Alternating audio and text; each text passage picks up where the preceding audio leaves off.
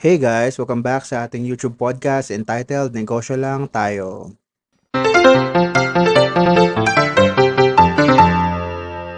Very interesting ang ating pag-uusapan. Na-cover na natin to actually briefly sa mga luma nating YouTube podcast, no?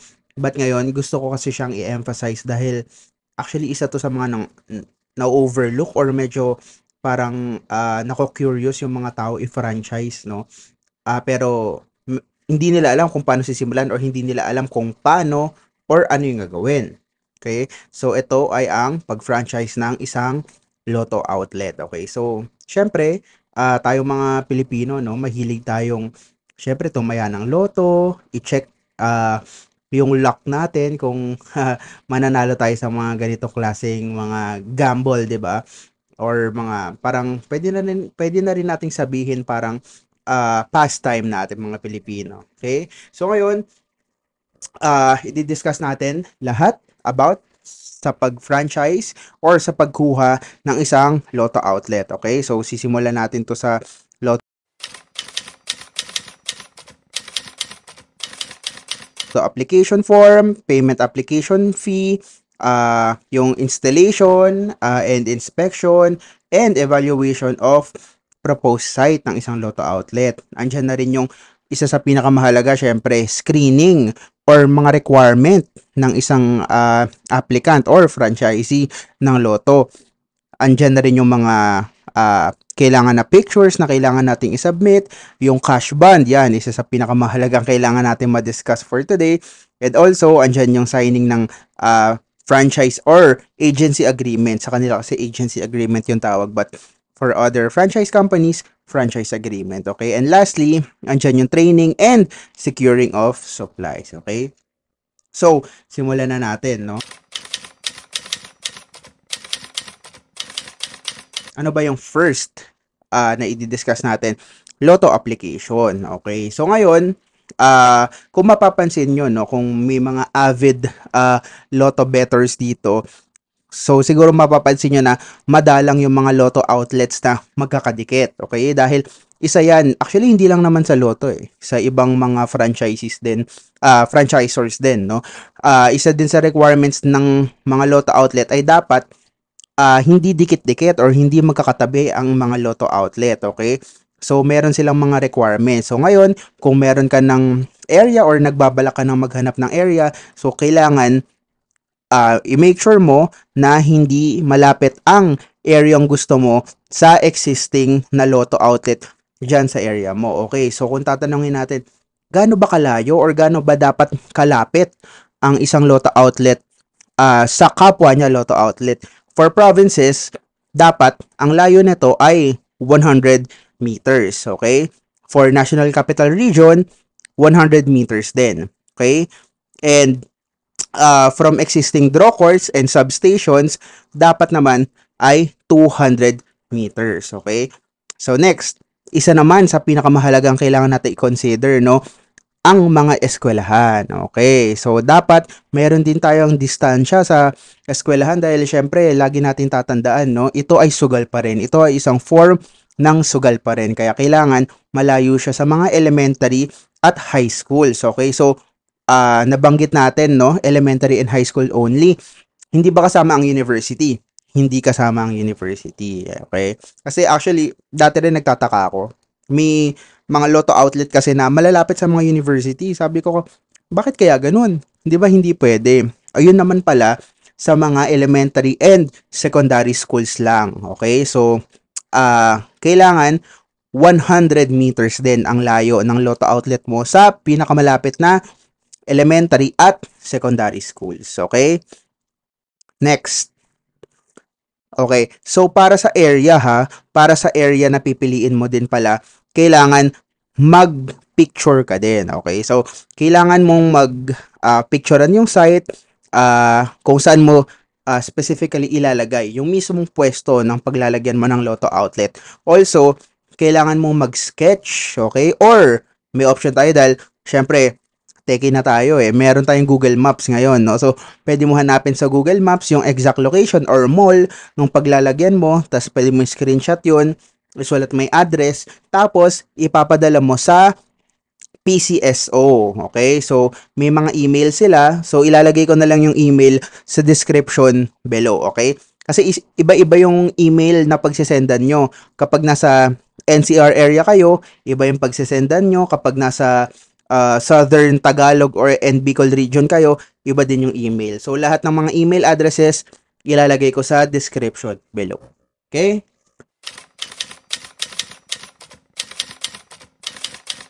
So, next.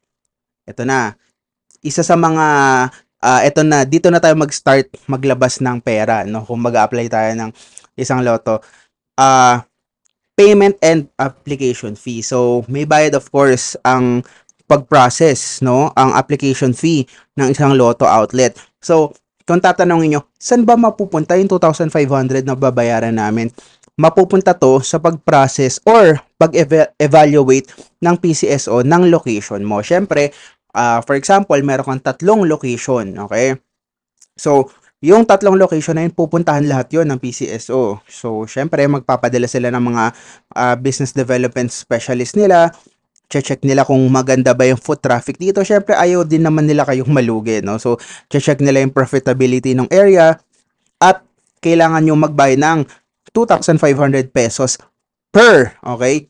Per proposed site.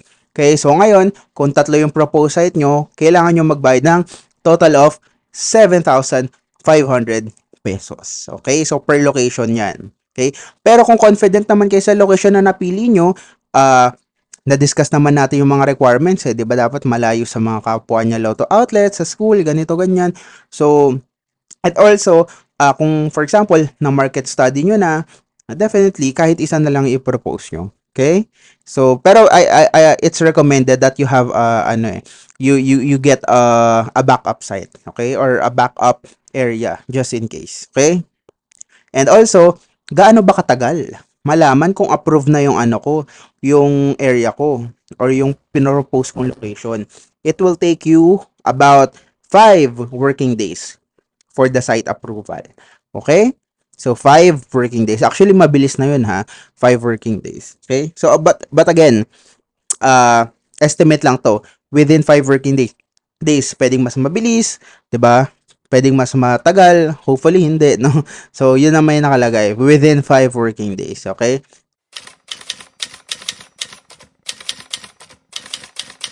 So, next naman, no?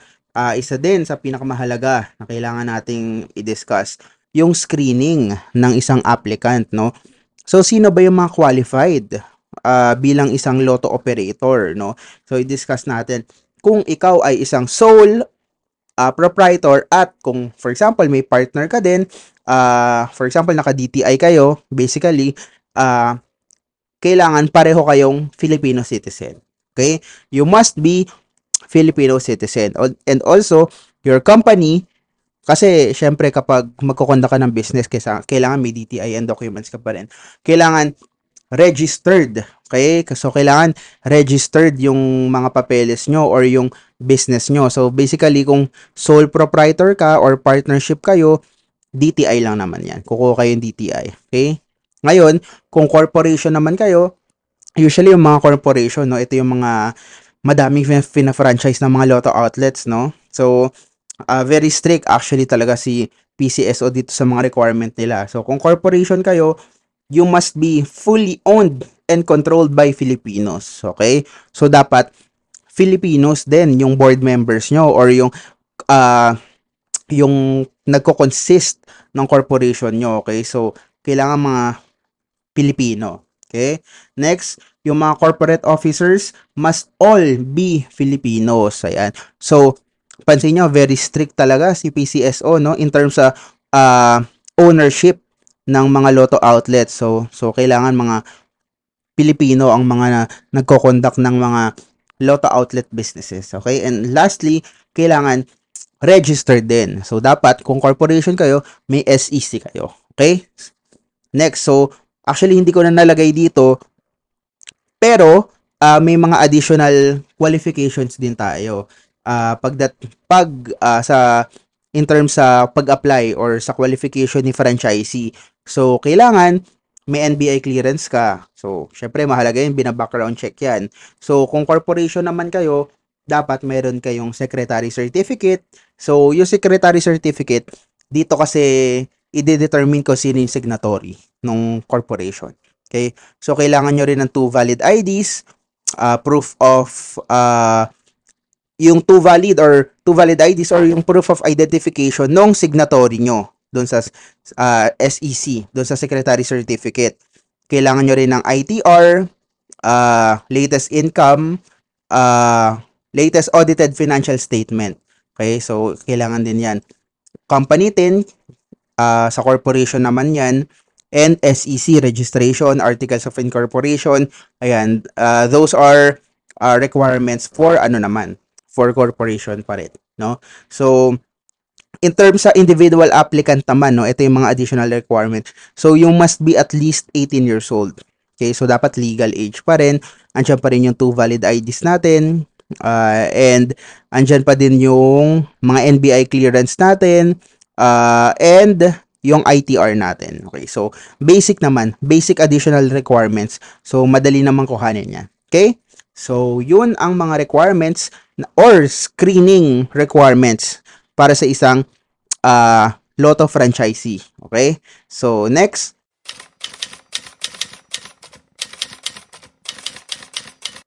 Dito naman tayo sa booth requirement. Okay? So, medyo technical to, no? Pero kailangan pa rin natin i-discuss. Syempre kasi, pag maghahanap tayo ng isang location na paglalagyan ng Lotto natin, Lotto outlet natin, kailangan specific tayo sa sukat.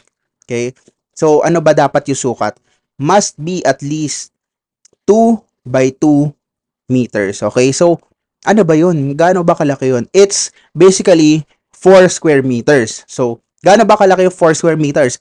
Kung pumupunta kayo sa mall, kung makikita nyo yung mga kiosk sa gitna ng mall, sa aisle ng mall, yung mga bukuhan, mga master siomai, ganyan, yun, ganon, mga 4 square meters yun. So, yun yung required size ng isang Lotto outlet, okay? So, kung mag-i-inquire kayo sa mall, ganyan, hindi nyo naman may option, actually may mga Lotto outlet din na inline, no? Yung nagko-construct sila, yung nakadikit sa pader, pero majority, mga kiosk sila yan. Kung makikita nyo sa mga SM malls, ganyan, so ayun, 4 square meters yung total nila. Usually, ang renta ng mga 4 square meters around, sa mall ha, around 25,000. Pero kung sa labas naman kayo, definitely mas mura at mas, actually, baka mas pwede nyong lakihan yung Lotto outlet nyo. Okay? Kasi pag sa labas, outside na mall, usually malalaki yung mga Lotto outlet eh. More than 4 square meters. Okay? So, may mga other requirements din tayo. Yung floor space, dapat may proper ventilation.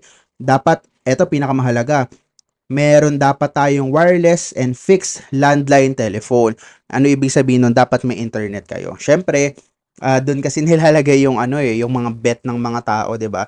Yung mga taya nila. So very important kasi yun yung bread and butter ng Lotto. Syempre yung software, 'di ba? So kailangan mabilis at meron kayong provision for internet. And also, for security reason, kailangan yung mga Lotto outlet natin must be facing the direction of the human traffic or entry. So, dapat, kung nasa mall kayo, nakaharap kayo sa main entrance. Okay? Kung nasa outside naman kayo, kung saan yung daloy ng tao or yung pasok ng tao, dapat doon kayo nakaharap. Kasi kapag nakatalikod, sa likod nyo pumapasok or dumadaan yung mga tao, meron talagang may chances talaga na manakawan tayo. Okay? So, yun yung iniiwasan natin. Okay? And also, yung frontage or yung harap ng kiosk nyo, dapat nakaharap sa direction, again, ng major traffic ng tao. Okay? So, yung outlets natin located within a commercial building, dapat meron siyang 24-hour security. Okay? Ito lang yung downside ng mga Lotto outlets sa labas kasi wala naman security guard kapag nasa labas ka ng mall, 'di ba? Pero kung nasa mall ka, meron kang security guard. Okay, 24 hours yan. Nagro-ronda naman yan eh. But again, hindi naman porket may security guard, 100% security ka na, 'di ba? So, again, nasa location din yan itself. Kung nasa labas ka nga ng mall, pero alam mo naman secured yung space or yung lugar, well, definitely, okay na rin siya. Okay? Pero yun lang yung prefer nila. Dapat may 24-hour security. Okay? And also, Lotto booths need not be enclosed. So, ayun siya. Okay?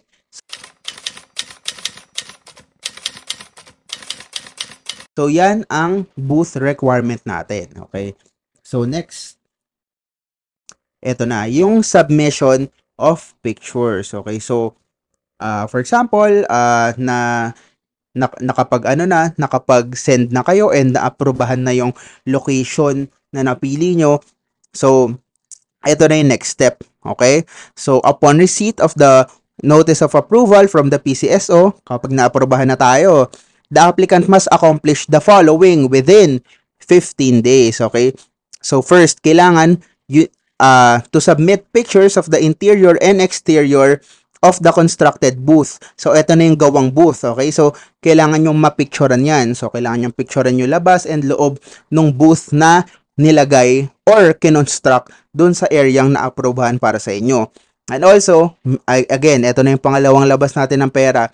We need to pay an installation fee of 10,000 pesos. Okay? So, actually, 10,000 pesos is very cheap already, no? Syempre, in terms, andyan na rin kasi yung logistics eh. Logistics wise, travel wise, 'di ba? I think it's a very good price already. Okay? Next, ito na. Third na gastos natin dito, no? Ito na yung cash bond. Okay? So, again, kapag bond, meaning masosole, makukuha nyo ulit. Okay? So, ito lang yung cash bond na ibibigay natin sa PCSO. Okay? So, for NCR franchisees, ang cash bond natin is 300,000 pesos. Mas malaki siya. Okay? Compared to outside NCR na 200,000 pesos. Okay? Municipalities outside NCR naman, 100,000 pesos. Ito na yung mga sobrang layo sa NCR. Okay? So, ngayon ko tatanungin natin, yun na ba lahat ng babayaran natin? Meron pa. Andiyan pa yung surety bond. Okay? Yung surety bond, again, guys, keyword bond to. Okay? So, nakukuha natin to ulit. Masusoli sa atin after ng agreement natin. For example, naging franchisee kayo for at least 5 years. Ayan. After 5 years, masasoli ulit sa inyo yan. Okay? So, surety bond natin is around 700,000 pesos. Okay? So, yan yung coverage ng surety bond. Next, and also guys singit ko na rin, hindi kasama sa mga bond na to yung advance deposit, advance rent, security deposit, pasahod sa mga empleyado, and other expenses tulad ng electricity, water, 'di ba? Hindi yan kasama. So additional expenses nyo pa yan. Okay? Rent as well, okay? So next, ito na yung mga last few remaining steps natin bago matapos ang ating process sa pag-franchise, no? So, once okay na yung kiosk mo, okay na yung store mo, magsasign na tayo ng agreement. Okay? Ito yung tinatawag nilang agency agreement. Okay? After nyo masign yan, you need to undergo training. Okay? So, yung training nila is 1 day lang. Okay? Actually, mabilis lang. Kasi, syempre, focus naman yung training more on sa system eh. Kasi dyan dyan naman talaga yun yung function, yun yung doon nilalagay yung taya natin eh, 'di ba? Doon sa system nila. So, 1 day training, kasama nyo yung staff nyo, mas maganda, 'di ba? Or kayo mismo.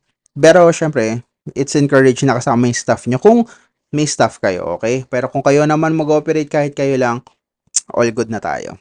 Okay? After that, site preparation na, okay, and an inspection of the constructed Lotto booth. So, do-double check na lang kung may kulang pa or may mga kailangan pa idagdag. Next, installation of terminal. Ito na yan. Yan na yung computer nyo. Ito na yung ticket na lumalabas. Diba? So, yan na yon. And lastly, andyan na yung online activation of the Lotto terminal and start of sales outlet operation. Ayan. So, actually, medyo mabilis lang siya actually, kung titignan nyo compared sa other franchises, mas mabilis siya ng konti, no? Mas mabilis siya ng konti. Dahil syempre, lalo na sa training part na 1 day lang. Kasi iba parang 1 week, 2 weeks, 1 month, 'di ba? Well, eto naman yung upside kapag yung ifa-franchise natin, hindi perishable yung produkto niya. Kasi eto, ang produkto natin is yung taya itself. 'Di ba? Yung sistema, yung system, 'di ba? But still, we have cash on hand, which is which means that we still need to secure our booth kasi 'di ba? Kasi hindi naman ibig sabihin na wala tayong food, walang perishable na ano, ano na tayo sa security. We still need to secure our booth. Okay? So, ayan. Yan na yung mga kailangan yung malaman, no? Bago kayo mag-franchise ng Lotto Outlet. And again, guys, syempre, so, nakikita natin, no? Ang napakadaming tao pa rin ang pumipila sa Lotto Outlet. Actually, sa isang mall, ha? Ngayon, sasabihin niyo siguro, paano kung may nakikita kasi ako sa isang mall, dalawa yung Lotto Outlet? Yes, may mga ganun talaga. Pero kung mapapansin nyo, dulo-dulo. Hindi siya same floor plus dulo-dulo yung dalawang Lotto Outlet na yun. Actually kasi may nakita na akong ganun, dalawang mall na nasa left side na pinakadulo yung isa, tas nasa right side na pinakadulo yung isa pero separate floor. Ngayon, kung i-measure natin siya, pasok pa rin siya sa 100 meters. Okay? So ngayon, nasa discretion na rin yan ng PCSO talaga kung aaprobahan nila. Kasi kapag sobrang heavy talaga yung daloy ng tao talaga, hindi talaga siya kaya i-accommodate ng isang outlet lang. Okay? Pero definitely, kung kakailanganin ng pangalawang outlet, for sure, meron naman kayong ano dyan, first refusal naman dyan. Okay? So, for example, sasabihin sa inyo ng PCSO, kailangan natin magdagdag dyan. So, kayo yung o-offeran na gusto mo bang mag-expand? Gusto mo bang kumuha pa ng isang Lotto outlet? Kasi kung hindi, pwede namin siya i-award sa ibang franchise. Again, like other businesses, sugal pa din ang negosyo na to, okay? So, hindi sugal literally. Well, sugal siya literally, but again, 50-50 pa rin. Okay, 50-50 pa rin yung chances mo maging successful at hindi maging successful. Pero I think with Lotto Outlet, more, sabihin natin more on 40-60. 60% success, 40% hindi success. Kasi syempre, again, papasok dyan yung mas maintenance-wise, 'di ba? Mas madali siya i-maintain, mas less sakit ng ulo. Dahil nga syempre, wala ka na kailangang halu-haluin pa, 'di ba? I-serve pa or in terms sa supplies, wala na masyadong problema. Papel lang 'yan eh, 'di ba? And system itself, which is yun yung crucial part sa pag-franchise ng Lotto. Okay? So ayun, I hope guys nag-enjoy kayo sa isang YouTube podcast natin. And I hope na marami kayong natutunan. Kung may mga questions kayo, feel free to comment down below. And sa mga hindi pa natin subscribers, please, kung nagustuhan nyo yung content natin, subscribe sa ating YouTube channel. And kung may mga gusto pa kayong business na i-discuss natin, comment down below. And kung may oras pa kayo, feel free to browse sa YouTube page natin. Negosyo lang tayo and you can check out our other videos there. Also, please follow us on our Instagram page at Negosyo Lang Tayo. Okay? So, thank you guys. Have a nice day. Peace.